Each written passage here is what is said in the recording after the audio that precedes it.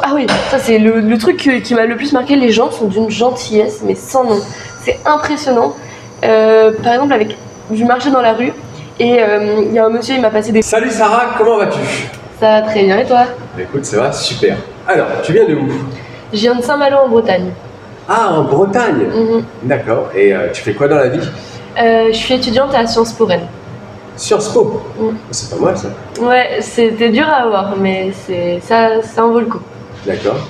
T'as des hobbies, du sport, quelque chose? Ouais, j'adore la musique. J'étais dans un groupe de musique avant, et pendant 1 an, et puis je fais de la guitare, du piano, donc ouais, je dirais la musique. Tu sais bien chanter alors, un petit peu? Je chante, mais Allez. après c'est... Non. Allez, 30 secondes là. Allez, montre-nous Non, votre truc. c'est... Non, tu veux pas? Faut la guitare avec. Donc pas de chant là devant la caméra? Ah non, ce serait catastrophique. Pourquoi beaucoup de Français et de Françaises en Thaïlande? Pourquoi énormément? Je pense que c'est parce qu'il y a le côté paradisiaque, le côté très... Il y a à la fois l'aspect européen et à la fois l'aspect complètement dépaysant. Et je pense que c'est pour ça, il y a les plages et puis c'est très diversifié en vrai comme paysage. Donc, je dirais que c'est pour ça. La France te manque? Non. Non, parce que j'ai toujours voulu vivre à l'étranger. Et après, mes proches me manquent, mais la France en tant que telle, non. D'accord. Tu préfères te balader la nuit à Saint-Malo ou à Bangkok en sécurité? Alors Bangkok, j'ai pas encore essayé, mais je dirais quand même Saint-Malo, c'est très safe. Je pense que ça doit le faire quand même. Ouais. Tu m'aurais dit Rennes, j'aurais dit Bangkok, parce que les hommes, c'est un peu un problème en France, je dirais. Qu'est-ce qu'ils ont les hommes en France? Je généralise pas tous les hommes évidemment, mais certains hommes vont porter des regards insistants, faire des remarques déplacées ou des gestes déplacés, et c'est vraiment constant. Alors qu'en Thaïlande, vraiment, c'est pas du tout le cas. C'est tellement safe, mais vraiment, c'est impressionnant la différence. Donc, c'est très agréable quand on est une fille de venir ici, on se sent en sécurité. Ça t'arrive de te faire accoster en France? Enfin, ouais. Siffler ou des trucs comme Ouais. ça? Ah ouais, constamment. Constamment. C'est énervant parce que même un truc tout con, mais quand je marche dans la rue, je regarde tout le temps derrière moi si on me suit ou des choses comme ça. Donc, alors que là, je marche dans la rue, il est 2h du matin, je me vois complètement aller voir quelqu'un pour lui demander mon chemin. Ça aurait pas été le cas en France, quoi. D'accord. Ça a été quoi ton budget? Alors rappelle-nous, tu veux nous dire qu'est-ce que tu fais toi en Thaïlande? Je suis en stage à l'Alliance Française de Phuket, je m'occupe des réseaux sociaux et du coup je reste là pendant 4 mois et après je pars en Amérique latine, au Costa Rica et au Chili pour le sud de mon année à l'étranger. On fait une petite pub pour l'Alliance Française? Parce que si tu veux, toi tu travailles sur les réseaux pour leur faire de la pub. Ouais. Parce qu'ils donnent des cours de taille, des choses comme ça. Ouais, c'est donc ça. peut-être que c'est une vidéo qui peut être un peu vue. Donc ouais. du coup, ils seraient contents, je pense. Ouais, carrément. Du coup, n'hésitez pas à vous abonner au Instagram, au Facebook et au TikTok de l'Alliance Française.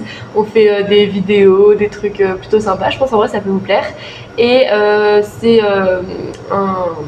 c'est quelque chose pour promouvoir des cours de français de taille. Il y a aussi un service de traduction et un service juridique, donc n'hésitez pas.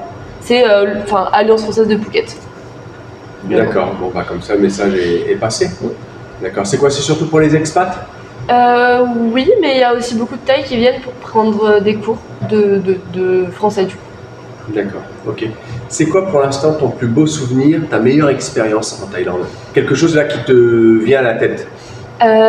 J'en ai 2. La première c'est à Khao Sok. On est allé un week-end avec un pote et c'était incroyable. Et on était en train d'être sur la route pour y aller dans un petit bus et on a vu des éléphants comme ça sortis de nulle part et je m'y attendais vraiment pas, donc c'était chouette. Et une chose hyper importante à savoir avant de venir en Thaïlande, s'il y a quelque chose aussi qui te sort de la tête? La météo. Si on vient à la saison des pluies, faut prendre un kawaii. Après, vous pouvez acheter à 7-Eleven, mais sincèrement, la météo, ça peut être très chouette comme ça peut être très pluvieux. Donc, ouais, je dirais ça. Les grandes différences avec la France? La sécurité, mais il y a aussi, par exemple, la weed. J'ai l'impression que c'est bien légal. Enfin, c'est pas légal, mais il y a des passe-droits. Pareil, les sécurités routières, il y a plein de gens en catimini sur leur moto ou en tatane ou des trucs comme ça. Mais après, c'est un mode de vie, voilà. La weed, tu en fumes beaucoup toi? Non, pas du tout. Non, vraiment pas. J'ai essayé, mais ça m'a jamais rien fait. Donc, non. T'as une assurance pour venir ici? Ouais, Chapka. Tu vas nous parler du coût de la vie, mais en taille. Ah, j'ai que Sawarika. Ah bah putain, tu sais pas nous parler du coût de la vie en taille? Non, je rigole. Allez, vas-y, dis-nous quelques mots en taille, là. Et dis-nous ce que ça veut dire, parce qu'on ne connaît pas, nous. Sawarika, ça veut dire bonjour. Pour les gars, c'est Swarikrap. Ensuite, après Kopkunka, c'est merci. Chai Mai, c'est oui, non. Ou non, oui, je sais plus. Chiang Mai, c'est dans le nord, ça. Chai Mai. Sinon, après, Di ou Hanoï, c'est délicieux. Ouais, j'ai aussi appris plus de mots presque en russe à cause de mes potes d'auberge que de mots. Ils sont cool, les Russes? Ouais, bah après, ça dépend. Ça dépend. Ceux que j'ai croisés, ouais, très très cool. En fait, c'est tellement grand et vaste la Russie que. Il y a tellement différents types de Russes qu'on peut pas généraliser, je trouve. Mais ouais, c'est que j'ai rencontré trop cool. Et sinon, bah. Ils en pensent quoi? Ils te parlent un petit peu, ils parlent pas de leur situation? Si, ils me disent qu'ils ont fui leur pays à cause de la guerre. Ils voulaient pas faire le service et tout. Donc, non. Enfin, après, c'est des gens qui se restent comme moi 1 mois et demi dans une auberge. Donc, du coup, on m'a sympathisé et voilà. Donc non, c'est très chouette ça. Tu peux nous parler des transports ou pas? Ouais, alors moi de base je m'étais dit que j'allais pas faire de moto parce que j'en ai jamais fait en France et tout.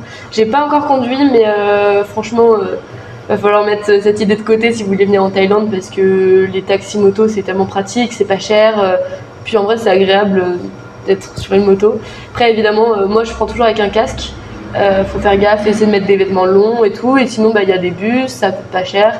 Il y a beaucoup de taxis, ça fonctionne beaucoup avec les taxis et ouais. Ouais. Tuk-tuk, j'ai pas encore essayé. Faut que j'essaye. Un peu une arnaque. Ouais, mais j'avais mis ça sur ma liste. Mais bon, c'est à essayer quand même. La personne qui a jamais été en Asie, il faut l'essayer quand même. Un choc culturel ou des chocs culturels avec la France, non? Quelque chose? Alors, culturel, je sais pas si c'est le bon mot pour ce que je vais dire, mais la première chose qui m'a frappée, c'est l'odeur dans les rues. C'est rien à voir avec la France, rien à voir avec l'Europe en global. Et c'était un peu une odeur de durian. Et ça frappe le nez, hein. Franchement, c'est. Ouais, mais c'est pas partout. Ouais, mais à Phuket, bah moi ça m'avait vraiment perturbé. Ici, beaucoup. Hein. À Bangkok, bah, en tout cas dans ces rues-là, je trouve pas mal. Sinon, choc culturel, ils ont pas le même calendrier. Ils sont en 2500 quelque chose, ça m'avait fait trop bizarre. Ouais, c'est toujours chelou ça. Ouais. Et sinon, non, j'en ai pas d'autres en tête. Enfin, après, c'est vrai que c'est complètement différent de la France, mais ça va. Les prix. Est-ce que tu peux nous parler du prix en Thaïlande? Franchement, pour des expats, c'est un bonheur. C'est rien, c'est dérisoire. Après, faut pas se laisser avoir parce que on a tendance à se dire ouais, c'est rien, et au final à dépenser plus que ce qu'on le pense, quoi. Est-ce que tu t'es déjà fait arnaquer en Thaïlande? Non, je trouve que les gens sont très très honnêtes. Mais vraiment, ça c'est un autre choc culturel. Ils n'essayent pas de t'arnaquer, absolument pas.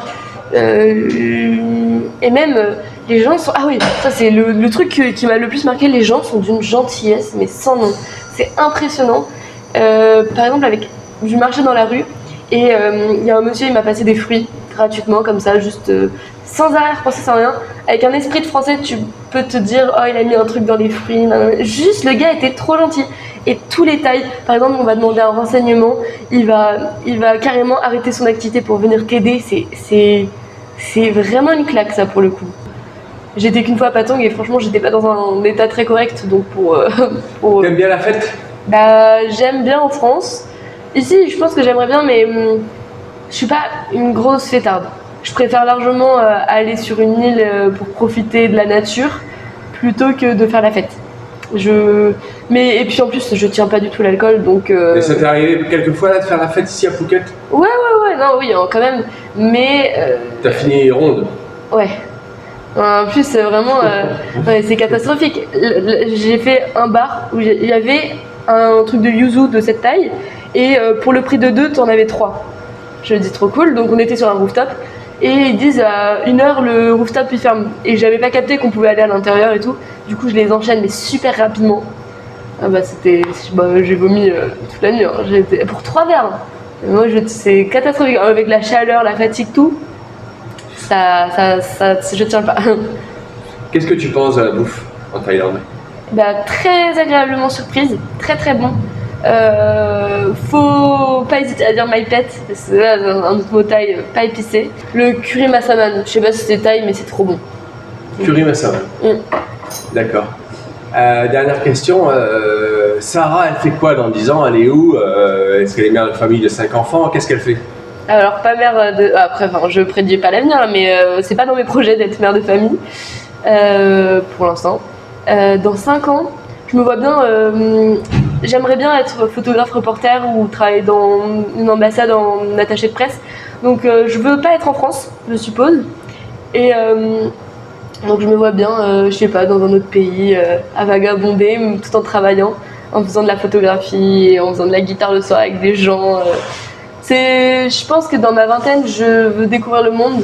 Et en fait, moi, je vois le bonheur à travers les décennies. Je me dis, à 30 ans, moi, je serais pas... mon bonheur, ça m'aurait pas du tout comblé à mes 20 ans, mais ce sera quand même une super forme de bonheur. Donc voilà, je vois tout ça à travers des décennies et là, je me dis que je profite de la vie, quoi. Merci Sarah pour ton temps. Bah, pas de soucis, c'était très chouette. Ouais, à bientôt. Salut.